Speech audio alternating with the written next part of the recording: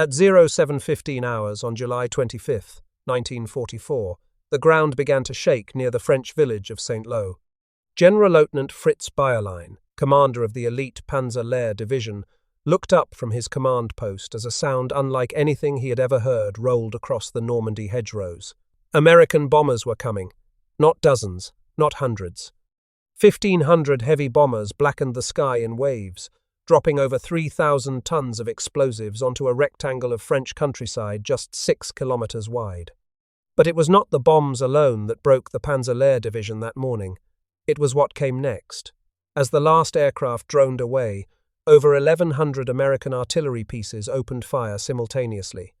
140,000 shells screamed down onto German positions in a coordinated barrage that seemed to have no beginning, no pause, and no end. The earth itself seemed to liquefy. Bayerlein would later tell his American interrogators that the landscape had become a moonscape, with bomb craters touching rim to rim. His signal communications were cut.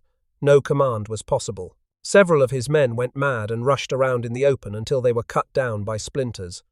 Over 70% of his soldiers were either dead, wounded, crazed, or numb. When a staff officer arrived with orders from Field Marshal von Kluge, demanding that the line be held, Bayerlein gave a reply that would echo through military history. "Out in front, everyone is holding out," he said. "Everyone. My grenadiers and my engineers and my tank crews. They are all holding their ground.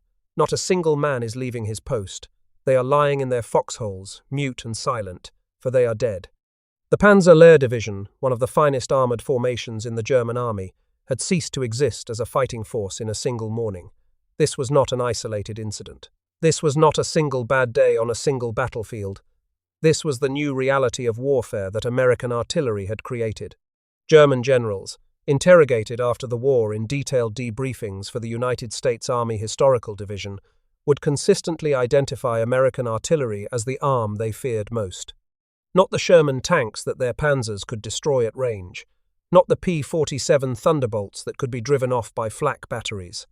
The artillery, the relentless, mathematically precise, impossibly coordinated artillery that seemed to arrive from nowhere, without warning, in volumes that defied comprehension. General George Patton himself summarized it after the war, when addressing artillery officers. "I do not have to tell you who won the war," he said. "You know. The artillery did. The statistics confirm what the generals observed." According to the United States Army Medical Department's official wound ballistics study, which analyzed 217,070 combat wounds from the European and Mediterranean theaters, artillery and mortar fire caused between 64 and 69% of all battlefield casualties. Small arms, the rifles and machine guns that dominate popular imagination of World War II combat, accounted for less than a quarter of wounds. Among 3,052 abdominal injuries, studied in detail, 69.6% were caused by high explosive fragments from shells and bombs. The weapon that killed and maimed more soldiers than any other was the artillery shell. But the question that puzzled German commanders throughout the war was not whether American artillery was effective. It was how the Americans had made it so impossibly fast, so devastatingly coordinated. German artillery officers knew their craft. They had trained for years in gunnery and tactics. Their equipment was sound, their crews experienced. Yet when they faced American forces, they encountered something entirely different. A system that could mass the fire of dozens, even hundreds of guns onto a single target within minutes. A system that gave them no time to react, no chance to take cover, no opportunity to return fire before the shells were already falling. This system had a name. It was called the Fire Direction Center. And its origins lay not on the battlefields of Europe, but in the dusty training grounds of Fort Sill, Oklahoma. More than a decade before the first shots of World War II were fired, the United States Army Field Artillery School at Fort Sill had been the intellectual home of American artillery since 1911. It was here that young officers learned the mathematics of ballistics, the art of observation, and the science of coordinating indirect fire. The school's library, later named the Morris Sweat Technical Library, accumulated decades of doctrine, manuals, and tactical studies, and it was here, between 1929 and 1932, that a small group of instructors revolutionized how artillery would fight for the next century. The primary architect of this revolution was Carlos Brewer, director of the Department of Gunnery. Brewer was not a famous general or a celebrated war hero. He was an educator and a problem solver who spent his days thinking about how to make artillery more responsive to the needs of the infantry it supported. On June 2, 1932, Brewer authored a document titled Recommendations for Changes in Gunnery Instruction and Battalion Organization. This seemingly bureaucratic memorandum would prove to be one of the most consequential military innovations of the 20th century. Before the Fire Direction Center, artillery operated the way it had for centuries. A forward observer spotted a target and communicated with the battery commander of his assigned guns. That commander calculated the firing data himself, using firing tables and manual calculations that could take several minutes, and issued orders to his own battery of 4 guns. If multiple batteries needed to fire on the same target, each battery commander had to coordinate separately with the others through messengers, telephone, or flag signals. The process was slow, cumbersome, and prone to error. Massing the fire of an entire battalion, let alone a division or corps, required extensive pre-planning and could not respond effectively to targets of opportunity. A German artillery battery might take 10 to 12 minutes to coordinate with other batteries for massed fire on an unexpected target. The British Army used similar procedures. Every major army in the world used this system.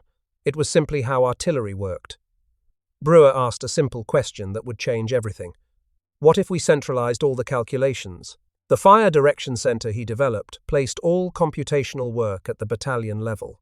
Instead of communicating with individual battery commanders, forward observers would report targets to a central FDC staffed by trained computation specialists.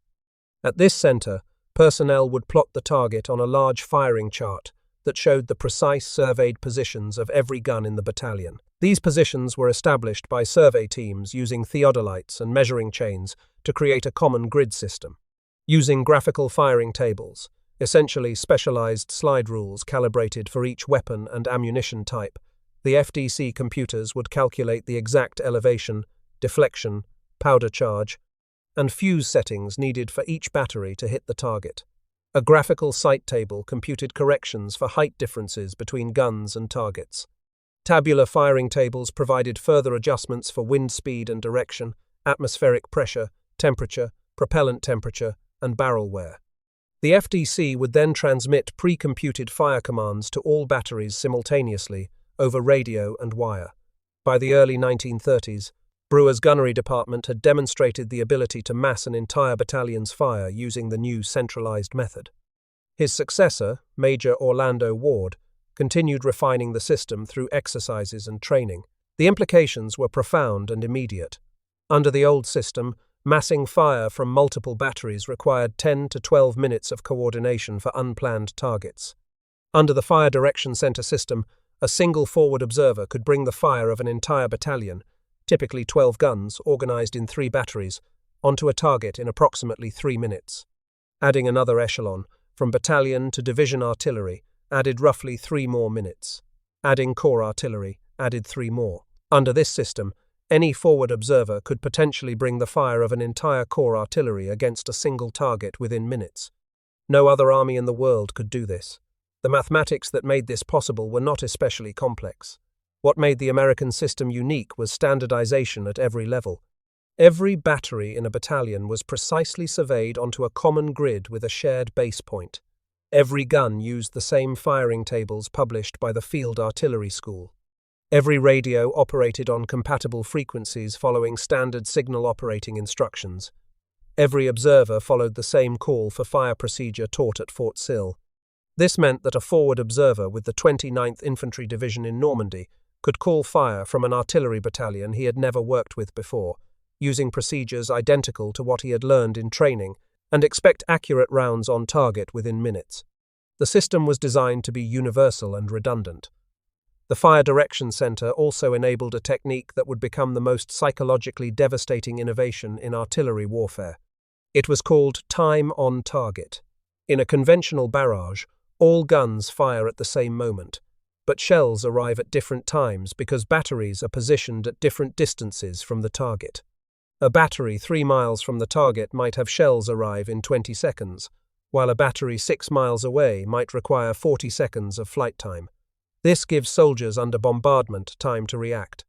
They hear the first explosions, throw themselves flat, and take cover before the rest of the shells arrive. Experienced soldiers could survive intense barrages by reacting quickly in those precious seconds between the first impact and subsequent volleys. Time on target eliminated those seconds completely. The FDC calculated the flight time from each battery to the target based on range, muzzle velocity, and atmospheric conditions. Then it staggered the firing times so that batteries farther away fired first and those closer fired later. The calculations had to account for the exact distance each battery was from the target, the specific muzzle velocity of each gun type, the weight and ballistic coefficient of the ammunition being fired, and even wind conditions that affected shell flight. When computed correctly, all shells from all batteries arrived within a 3-second window. There was no warning shot. There were no adjustment rounds falling progressively closer. There was no time to react whatsoever. By the time a soldier heard the first explosion, every shell had already detonated. The concept of time on target originated with British forces in North Africa in late 1941, who synchronized timing using BBC radio time signals to coordinate their watches without compromising military frequencies. But the sophisticated Fire Direction Center system made large-scale time on target uniquely practical for American forces. By the Italian and European campaigns, time on target had become a signature American technique used routinely. United States Army studies conducted in the 1970s revealed precisely why time on target was so lethal. Researchers observed troops under simulated bombardment and measured their reactions. At the moment of impact from an unexpected barrage, 58% of soldiers in hasty defensive positions were standing and only 9% were prone. Within 2 seconds of hearing the first explosion, 56% were prone, but 29% were still standing or crouching in the process of taking cover. After 8 seconds, all survivors were prone with whatever cover they could find. Time on target compressed all the killing into that first moment before anyone could react. In November 1944, 12th Corps coordinated 37 artillery battalions, nearly 600 guns, in a single time, on-target barrage. During the Rhine crossing in March 1945, 2,070 American guns fired together at a rate of 1,000 rounds per minute, expending 65,000 total rounds in the initial bombardment. The 2nd Infantry Division at Hill, 192 outside, St. Lo fired up to 20 separate time-on-target missions per night during June and July 1944 to keep German defenders off balance. The well-trained German 3rd Parachute Division, deployed against this sector, lost approximately 100 killed and several hundred wounded each day during relatively quiet periods, solely from the constant attrition of American artillery fire with no major ground attacks occurring. The weapons that delivered this firepower were products of careful design and massive industrial production unprecedented in problem. Military history. The backbone of American divisional artillery was the M2 105mm howitzer. Entering service in 1940, this weapon weighed 4,980 pounds in firing position and had a maximum range of 12,330 yards, approximately 7 miles. It could sustain 3 rounds per minute indefinitely and burst fire up to 10 rounds per minute for short periods when the tactical situation demanded maximum volume. The barrel life exceeded 20,000 rounds before requiring replacement. Each infantry division fielded 3 battalions of 12 105mm howitzers each, giving 36 guns total for direct support of the infantry regiments. Over 8,500 meters a 1 howitzers were produced during the war, equipping 264 field artillery battalions across every theatre. 1 out of every 5 shells fired by the United States Army during World War II was a 105mm high-explosive round. The weapon was light enough to be towed by a standard 2.5-ton truck, reliable enough to function in all weather conditions from North African heat to Ardennes winter, and simple enough for crews to maintain in the field without specialized equipment. It became the standard by which all divisional artillery was measured and remained in service through the Korean War and beyond. For heavier work, the M1 155mm howitzer served as the standard general support weapon at division level. At 12,800 pounds in firing position, It was significantly heavier than the 105 and required a larger towing vehicle. Its range of 16,000 yards, approximately 9 miles, allowed it to strike targets well behind enemy front lines. It fired a 95-pound high-explosive shell that could devastate fortifications, vehicle concentrations, and troop assembly areas. Each infantry division had one battalion of 12 155mm howitzers assigned for general support. Total production reached over 10,000 units by 1953, with the weapon remaining in American and Allied service through the Korean War and into the 1960s. The M1 155mm gun, nicknamed the Long Tom by its crews, was the premier long-range weapon at corps level. This massive piece weighed 30,600 pounds in travel configuration and required a crew of 14 soldiers to operate and maintain. Its range exceeded 23,700 meters, more than 14 miles, allowing it to strike targets far behind enemy lines, including artillery positions, supply dumps, headquarters, and rail junctions. The Long Tom first saw combat on December 24, 1942, in Tunisia, when a battery of the 36th Field Artillery Regiment engaged German targets in support of the Tunisian campaign. 33 corps-level battalions deployed Long Toms in the European and Mediterranean theatres. A total of 1,882 were built during the war. Self-propelled artillery gave American armored divisions mobile firepower that could keep pace with tanks during exploitation and pursuit operations. The M7 Priest mounted an M2, a 105mm howitzer, on an M3 Lee tank chassis, providing armor protection for the crew and eliminating the delays of unlimbering towed guns. Each armored division had 54 M7 Priests organized into 3 battalions of 18 vehicles each. The vehicle earned its nickname from British soldiers at El Alamein in October 1942, who observed that its pulpit-shaped machine gun ring mount resembled a church pulpit. British forces adopted the M7 for their own armoured divisions under Lend-Lease. Over 4,300 were built during the war, including both the original M7 and the improved M7B1 variant. For bunker busting and fortification reduction against the concrete defences of the Siegfried Line and Atlantic Wall, the M12 gun motor carriage mounted a World War I-era 155mm gun on a modified M3 Grant tank chassis.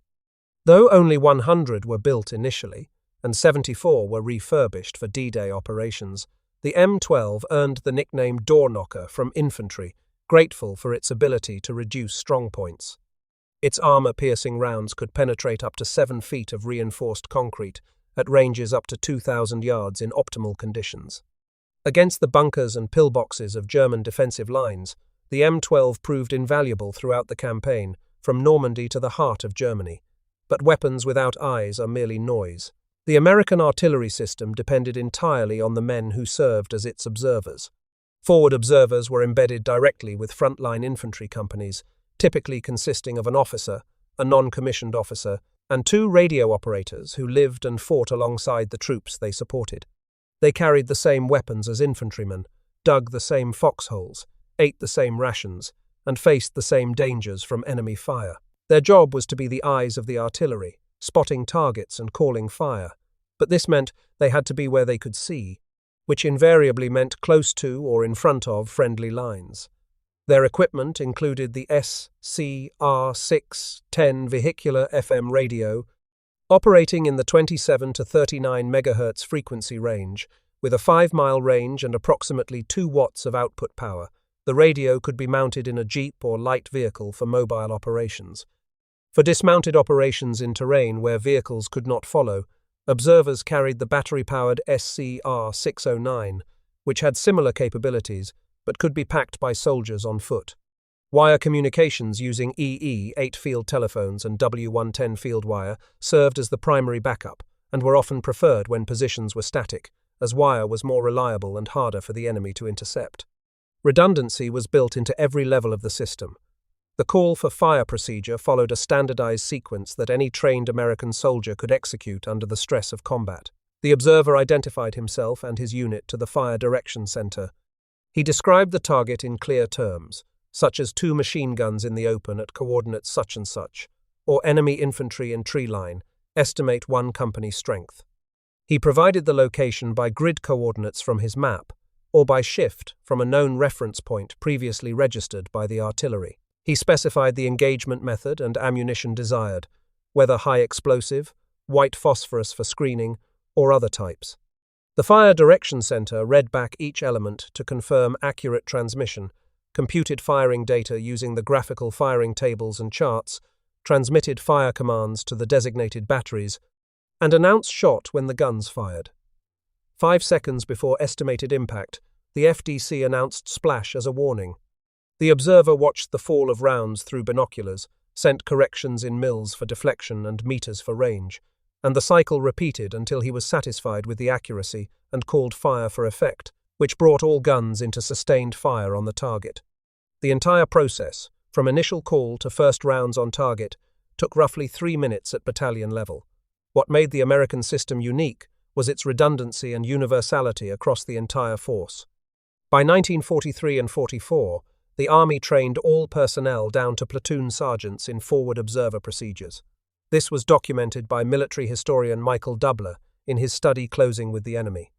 If the designated forward observer became a casualty, and casualty rates among forward observers were extremely high due to their frontline positions and the German practice of targeting anyone with radio equipment, any soldier who had been trained could call for fire. Every American troop unit was a potential artillery spotter. No other combatant nation achieved this level of distributed capability throughout their forces. Light observation aircraft extended the eyes of American artillery far beyond what ground observers could see. Each artillery battalion was assigned 2 aerial observers, flying L-4 Piper Cubs, slow and unarmed aircraft that could loiter over the battlefield at low altitude and spot targets invisible from ground level. These pilots could identify enemy artillery positions firing from concealed locations, vehicle concentrations moving behind ridgelines, troop movements through woods, and headquarters installations revealed by radio antennas or unusual activity. They directed fire onto targets that ground observers could never see, multiplying the effectiveness of American artillery many times over. Germany had an equivalent aircraft, the Fieseler Storch, but it was too expensive and complex to deploy in comparable numbers. German commanders were so frustrated by American artillery observation aircraft that they specifically requested the Luftwaffe allocate fighters to combat these slow-moving spotter planes that made German daylight movement nearly impossible. The first major test of American artillery in combat came in North Africa, and it began with disaster. At Kasserine Pass in Tunisia during February 1943, inexperienced American forces suffered approximately 6,500 casualties against Rommel's Afrika Korps in a humiliating defeat that shocked the American public and military leadership alike. The defeat exposed critical failings in American combined arms doctrine as it was then practiced. Artillery had been dispersed piecemeal across the front rather than massed for concentrated effect as doctrine prescribed. Combined arms coordination between infantry, armor, and artillery was deficient, with each arm fighting largely independently. Even Rommel, in a letter to his wife dated February 18, 1943, noted the potential of American artillery observation, despite the overall defeat. An observation plane directed the fire of numerous batteries on all worthwhile targets throughout the zone, he wrote. The American equipment was good, and their training was sound. The problem was employment doctrine and leadership, and that could be fixed with experience and hard lessons learned. The humiliation of Kasserine triggered wholesale reforms under the new Second Corps commander, George Patton, who arrived determined to instill discipline, coordination, and aggressive spirit into his demoralized command. Artillery was massed rather than dispersed. Forward observers were integrated more closely with infantry and armor units. Air support was coordinated with ground fire through new procedures. Within weeks, American artillery would demonstrate what it could accomplish when properly employed by commanders who understood its capabilities. At El Guettar, on March 23, 1943, Major General Terry Allen's 1st Infantry Division faced a major counterattack by elements of the 10th Panzer Division, which had been the spearhead at Kasserine just weeks before. Approximately 50 German tanks advanced in 2 groups across open ground toward American positions in an attempt to break through to the coastal road. The Americans had prepared carefully. Minefields covered the approaches. Anti-tank guns were dug in with interlocking fields of fire. and the artillery was massed and ready. When the lead German tanks hit the minefield, they slowed and bunched together as crews attempted to find paths through. American artillery, 31 M3 gun motor carriages of the 601st Tank Destroyer Battalion, and anti-tank guns opened fire simultaneously in a devastating convergence of firepower. Within an hour, 30 German tanks were burning on the desert floor. The survivors retreated to regroup. A second German attack came in the late afternoon, this time with infantry leading to find and clear the mines before the tanks advanced. The foot soldiers crossed the open ground in extended formations, under direct observation by American forward observers in the hills above. Artillery fire using airbursts from time fuses and ricochet techniques that bounced shells off the hard ground tore into the infantry at ranges as close as 1,500 yards. The Germans could not advance into the fire and could not retreat across the ground they had just covered, which was now being swept by continuing barrages. Patton watched from high ground, observing the destruction through binoculars. "My God," he remarked to his staff officers, "it seems a crime to murder good infantry like that."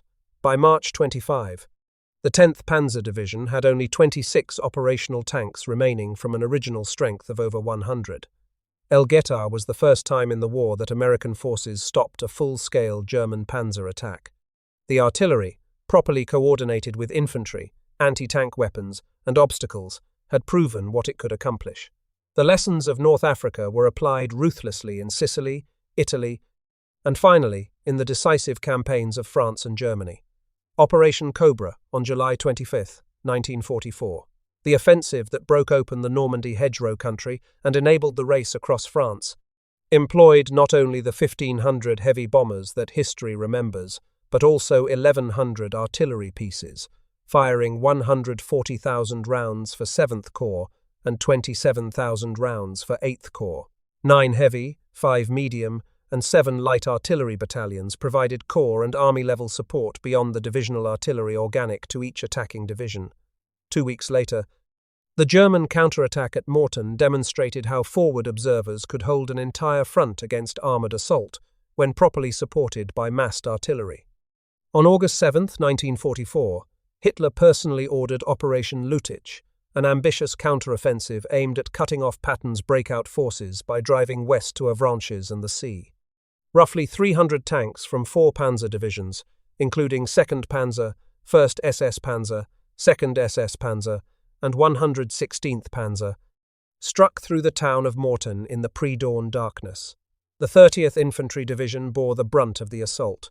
On Hill 314, a critical terrain feature overlooking the German advance routes, a small force of American soldiers found themselves surrounded as German units bypassed their position. Among them were Lieutenants Robert Weiss and Charles Bartz of the 230th Field Artillery Battalion, who maintained artillery observation for 6 straight days while cut off from friendly lines. From their vantage point, they could observe German columns moving across an 18-mile panorama, calling fire continuously onto vehicle concentrations, troop assemblies, command posts, and any movement that might indicate an attack forming. Of the 700 men defending Hill 314, over 300 were killed or wounded during the 6-day siege. Supplies grew so desperate that the 230th Field Artillery Battalion attempted to resupply the trapped soldiers by removing the smoke canisters from 105mm smoke shells and packing them with bandages, morphine, and blood plasma. The shells were fired to the hilltop, though the impact destroyed the plasma and only the bandages and some morphine survived intact. The 26th Field Artillery Battalion fired 535 rounds in just 5 hours on the first night alone, engaging German armour at ranges as close as 1,000 yards with direct and indirect fire. The German attack was shattered against the combination of infantry determination, air power made possible by clearing weather, and relentless artillery fire, directed by observers who refused to abandon their positions. Mortain proved that American artillery, properly coordinated with determined infantry and continuous observation from key terrain, could stop even a major armoured offensive cold.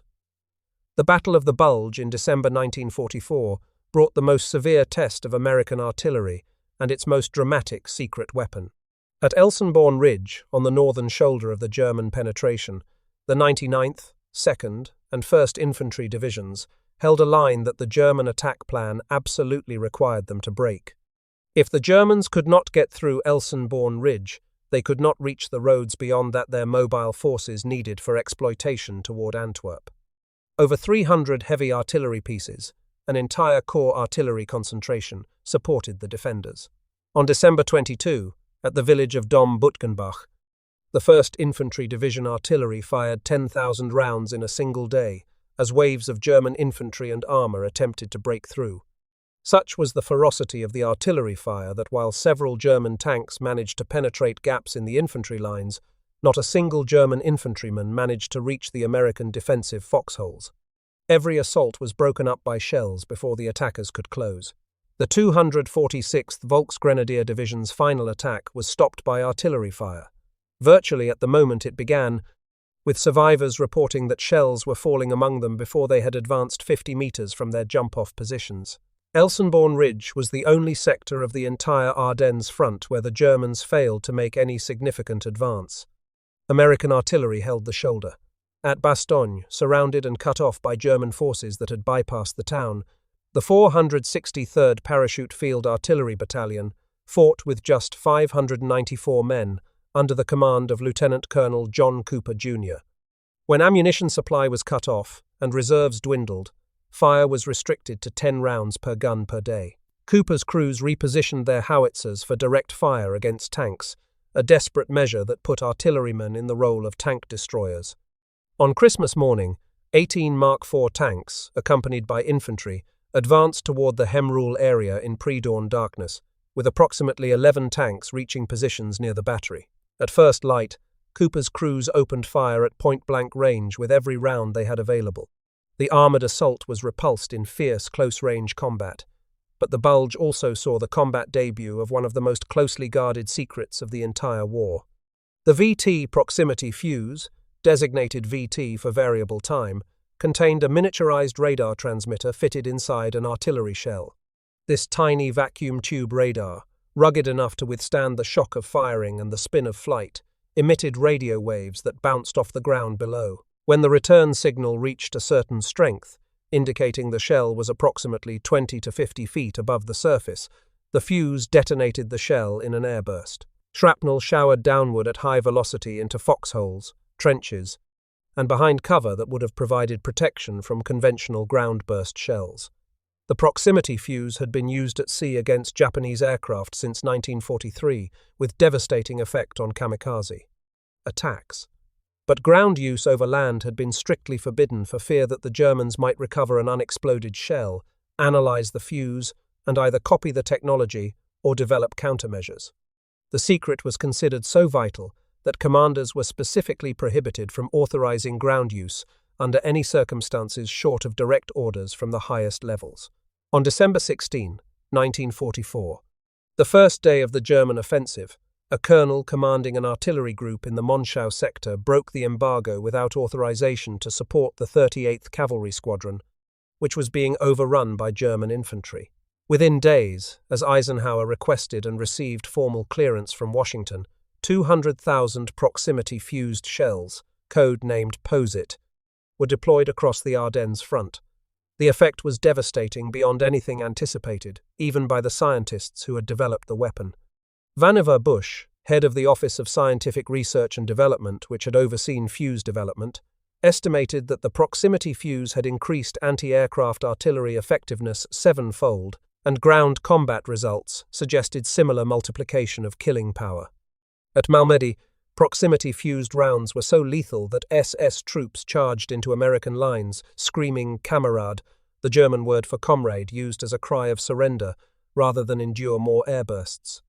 An estimated 2,000 German soldiers were killed by proximity-fused rounds in the first week of the Bulge alone. Patton wrote to Major General Levin Campbell, Chief of Army Ordnance, that the new shell with the funny fuse was devastating. We caught a German battalion trying to cross the Sauer River with a battalion concentration, and killed by actual count 702. He later declared without qualification that the funny fuse won the Battle of the Bulge for us. While this was perhaps an overstatement given all the factors involved, there is no question that the proximity fuse fundamentally changed the defensive battles of December 1944. German prisoners reported such profound demoralization from the airburst shells that soldiers refused direct orders to leave their bunkers during bombardment, causing what American interrogators described as minor mutinies among otherwise disciplined troops. German commanders offered rewards to any soldier who recovered a surviving fuse casing, desperate to understand how the Americans had achieved airbursts without time, fuses that could be set incorrectly, or observation that could be blocked. No German scientist ever successfully analyzed a complete fuse before the war ended. Over 22 million proximity fuses were manufactured during the war at a cost exceeding $1 billion, equivalent to approximately $15 billion in current value. German artillery, by contrast, operated under systemic disadvantages that no amount of courage, training, or tactical skill could overcome. The German forward observer system tied each observer to a specific battery rather than to a centralized fire direction system. Losing an observer effectively silenced that battery's ability to respond to targets of opportunity until a replacement could be trained and assigned. Combining fire from multiple batteries required sequential coordination through separate communications channels, a process that took 10 to 12 minutes for unplanned targets, compared to 3 minutes or less for the American Fire Direction Center system. By the time German artillery could mass fire, American troops had moved, or American counter-battery fire had located and engaged the German guns. The Wehrmacht remained heavily dependent on horse-drawn transport throughout the war. While German propaganda emphasized panzers and mechanization, the reality was that most German artillery moved by horse teams. Military historian R. L. Dinardo documented in his study Mechanized Juggernaut, or Military Anachronism, that German artillery units were limited to approximately 25 miles per day of movement when horses had to be rested and fed. American artillery, fully motorized with truck prime movers, could displace and resume firing in a fraction of the time and maintain the pace of armored exploitation. Most crippling was the equipment hodgepodge that characterized German artillery by mid-war. General Heinrich Eberbach, commanding 5th Panzer Army in Normandy, noted in his Foreign Military Studies manuscript that his artillery included guns from every major European power. Captured weapons from France, Czechoslovakia, Poland, and the Soviet Union had been pressed into service to make up for German production shortfalls. Each type required different ammunition with different propellants and fuse types. Each required different firing tables and computational procedures. Each needed different spare parts and maintenance techniques. Germany simply lacked the industrial base, standardized equipment, and universal radio distribution to replicate the American system, even had German officers fully understood what made it so effective. British artillery was highly capable and in several respects comparable to American. Effectiveness. The British developed effective concentration systems, designated Mike for regimental fires of approximately 24 guns, Uncle for divisional fires of approximately 72 guns, Victor for corps concentration of over 300 guns, and even larger designations for massing all artillery in an army. In mid-1942, 13th Corps demonstrated a 144-gun concentration against an opportunity target within 5 minutes. At El Alamein, on October 23, 1942, approximately 900 British guns opened fire simultaneously along a 30-mile front in the largest coordinated barrage since World War I, an event that announced the beginning of Montgomery's decisive offensive. British innovations in predicted fire, sound ranging to locate enemy artillery by analyzing the sound of their discharge, and flash spotting to locate guns by observing their muzzle flashes, were formidable and often superior to American techniques in specialized applications. The key difference was organizational structure. British fire direction was performed at the battery level with coordination upward, rather than centralized in a dedicated fire direction center. While the British achieved impressive speed through doctrinal solutions and excellent training, the American system achieved both speed and mathematical precision through pre-computed mechanical aids at the battalion level that enabled faster and more consistent calculation at every echelon.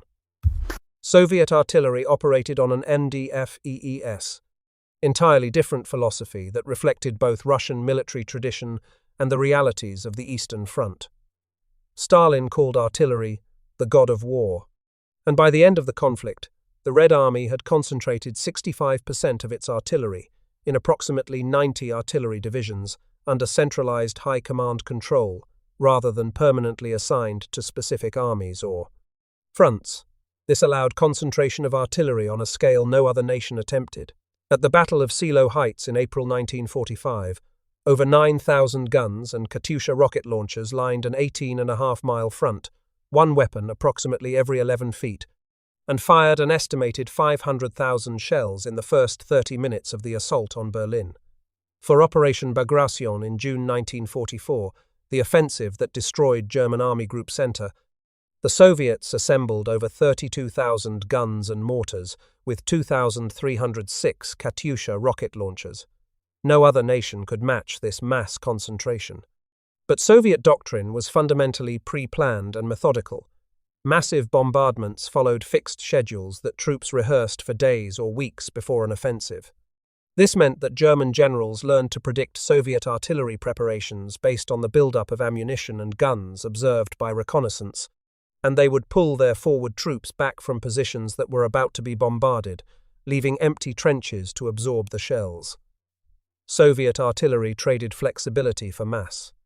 When the offensive began on schedule, Soviet guns delivered firepower on a scale the Americans and British never attempted, but they could not respond to opportunities the way American artillery could, massing fire on an unexpected target within minutes.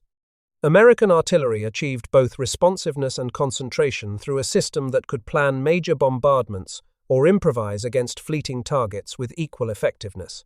A comparative statistic illustrates the profound doctrinal divide between American and Soviet approaches. American divisions in the European theater expended roughly 15 tons of ammunition per day, per 10,000 personnel, and suffered 3.8% troop losses per month.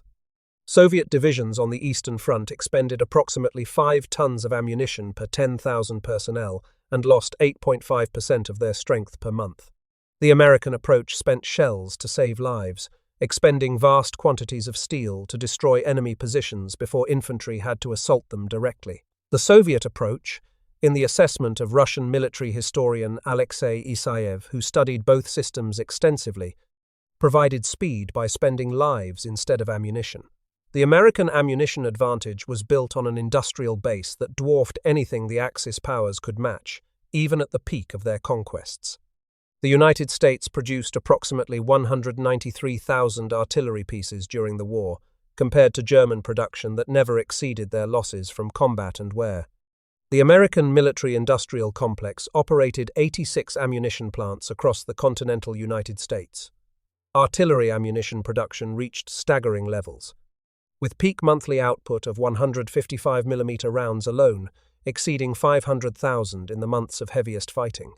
Military historian Rick Atkinson calculated in his history The Guns at Last Light that the European theater alone expended ammunition at a rate exceeding 2 tons every minute of every hour of every day throughout the campaign.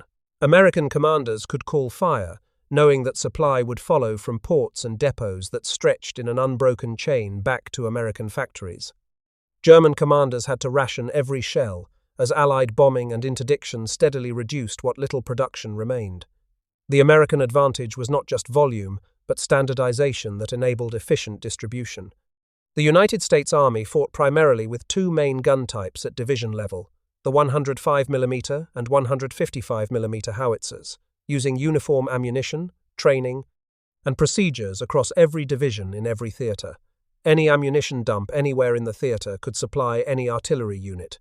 Any trained crew could operate any gun of its type. Any replacement artilleryman could step into any battery and perform his duties immediately, using procedures identical to what he had learned in training. This interchangeability was a profound advantage that German forces, using dozens of different gun types with unique ammunition requirements, could never match.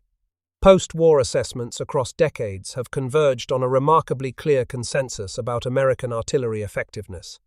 Historian Michael Dubler, whose study, Closing with the Enemy, won the Forrest C. Pogue Prize for the best book in military history, concluded that by the summer of 1944, the field artillery had proven itself to be the most brilliant performer in the American combined arms team.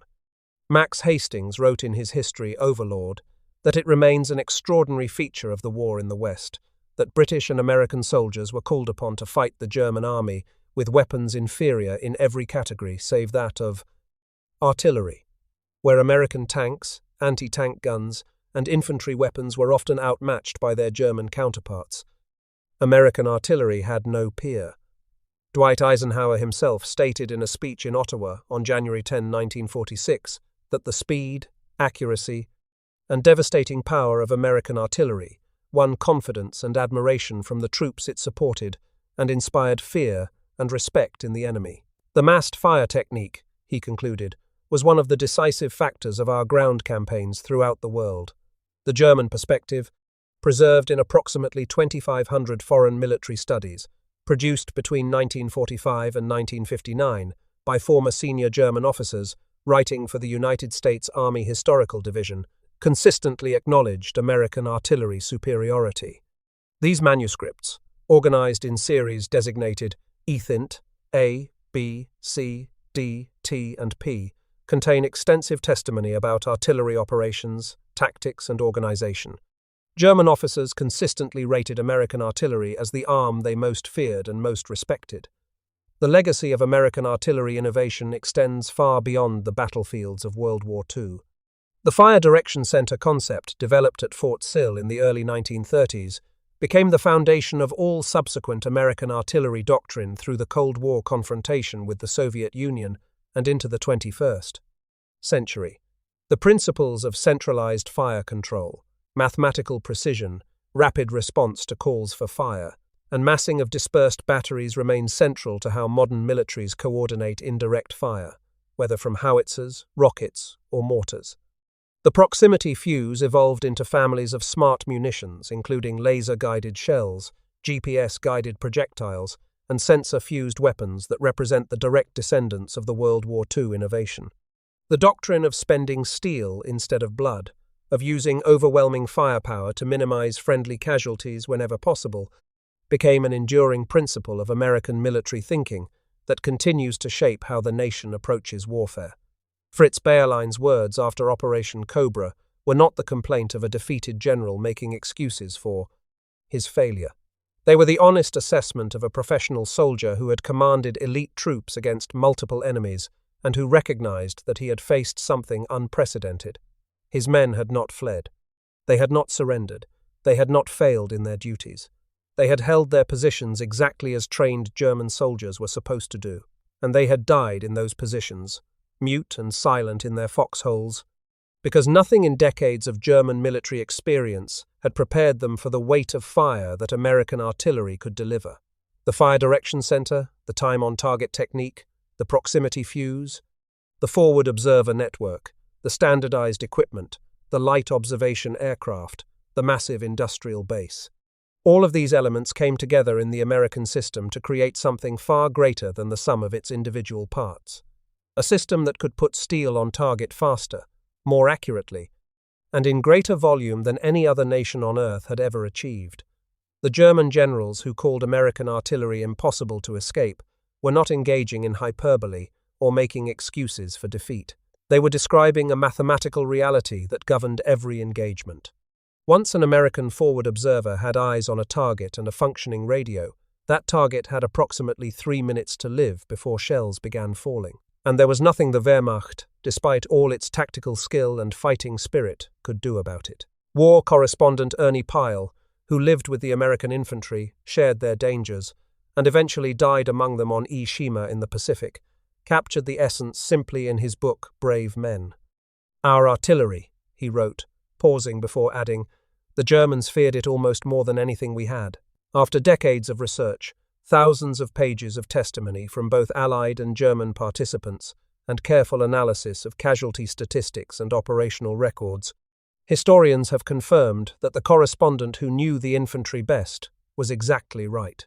American artillery was the deadliest weapon system the United States brought to the Second World War. It was the king of battle, and it delivered victory,